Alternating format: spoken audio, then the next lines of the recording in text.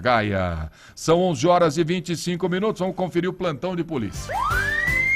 Plantão policial. Vamos começar com o furto de gado. Olha, 22 cabeças de gado foram furtadas de uma propriedade rural em Penápolis. O caso foi registrado ontem por uma bancária de 61 anos. Foram levadas 11 vacas da raça Girolando e 11 bezerros. Um funcionário é suspeito de ter levado os animais. A mulher contou que seu irmão, um aposentado de 65 anos, foi até o sítio quando percebeu o sumiço das vacas e dos bezerros. No local, há o auxiliar geral de 56 anos responsável por cuidar da propriedade. Ao questionar o caseiro, ele, conforme a vítima relatou no boletim de ocorrência, teria dito ao irmão dela que levou os animais da propriedade não informando o destino. A vítima ainda disse que não dispensou o funcionário até o momento por haver uma dívida com ele. A Polícia Civil vai instaurar um inquérito para apurar o caso. Tudo indica que ele levou o gado, né? Como forma de pagamento. Garantia do pagamento, mas vamos esperar, a Pode polícia está apurando esse caso.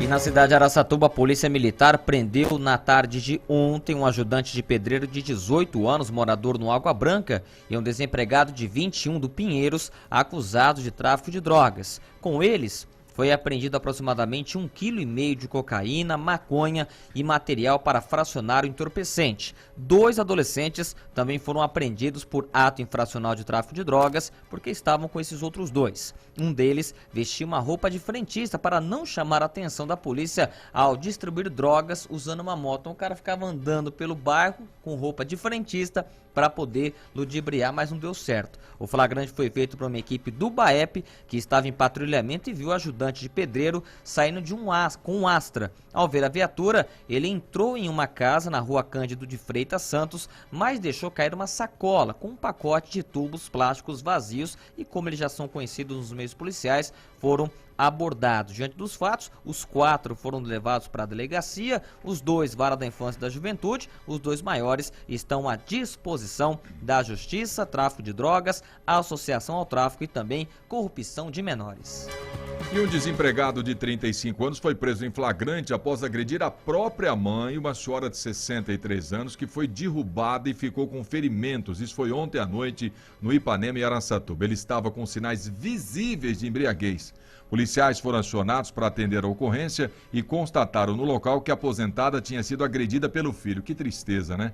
Ela chegou a cair e ficou com lesões do braço após as agressões e afirmou aos policiais que ainda foi ameaçada de morte pelo filho. Lembrar que ela levou esse camarada, né, na barriga por 9 meses, hein? Os PMs encontraram o acusado agressivo e com sinais de embriaguez. Ele confessou que discutiu com a mãe, mas negou as agressões e as ameaças. Um irmão do desempregado estava no local e presenciou os fatos. Os policiais precisaram algemar o indiciado devido à agressividade. Ele foi preso em flagrante por violência doméstica, lesão corporal e ameaça. Foi preso e colocado à disposição da justiça. E o agricultor Damião Gomes Cardoso, de 57 anos, ele que era morador da zona rural de Castilho, morreu ao ser prensado na traseira do carro dele por um outro automóvel em uma estrada vicinal da cidade na noite de ontem, quarta-feira. Segundo a polícia, havia uma carretinha atrelada ao veículo da vítima que apresentou um problema mecânico e estava parado sobre a pista. O caso aconteceu por volta das 7h30 da noite na chamada Estrada do Aeroporto. No local, os policiais constataram que o Damião Cardoso conduzia um Gol puxado por um barco em uma carretinha. O carro apresentou problema mecânico e quando o agricultor tentava tirá-lo da estrada, foi atingido por um Hyundai com placas de Pereira Barreto, que era conduzido por um bancário de 39 anos, ele que é morador de Três Lagoas. Segundo a polícia, com o impacto, a vítima foi prensada contra a carreta, teve fratura em uma das pernas e a outra decepada. Ele foi levado para o hospital de Castilho, mas não resistiu. O bancário permaneceu no local aguardando socorro. Fez o teste do bafômetro, que deu negativo para ingestão de álcool e o caso foi registrado.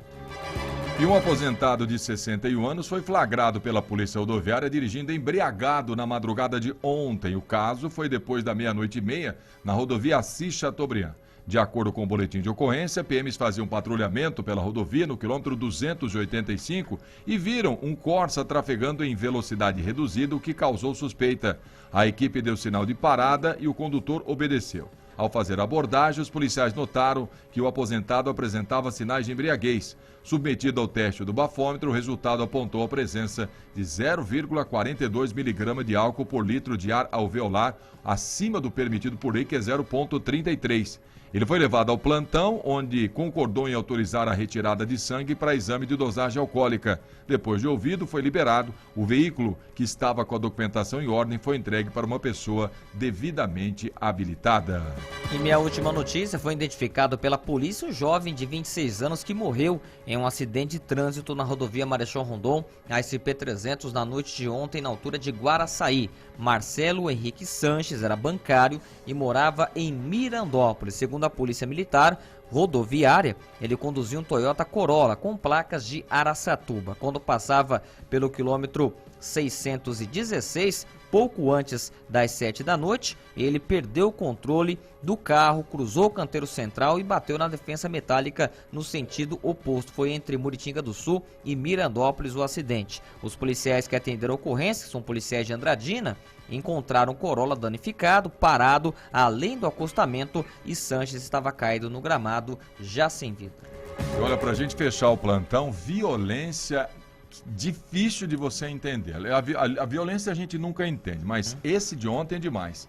A personal trainer Andressa Serantoni, 28 anos, foi morta a facadas em São José do Rio Preto.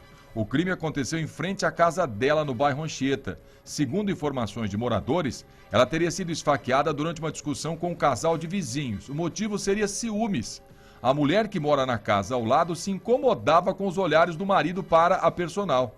Testemunhas dizem que o homem, chamado Joel, atacou a Andressa primeiro e, já caída, ela foi esfaqueada pela mulher dele, a Cidileide. Conforme a polícia, o casal alegou que a discussão se deu porque Cidileide tinha o hábito de filmar os moradores na rua e Andressa não gostava. Após o crime, o casal tentou se esconder em casa, mas os policiais estouraram a porta e os dois foram presos. A faca utilizada no homicídio foi encontrada no quintal, torta e suja de sangue. Joel, que já registrava passagem por tentativa de homicídio, e Cidileide foram presos em flagrante por homicídio qualificado. Detalhe: os filhos deles, que estavam em casa,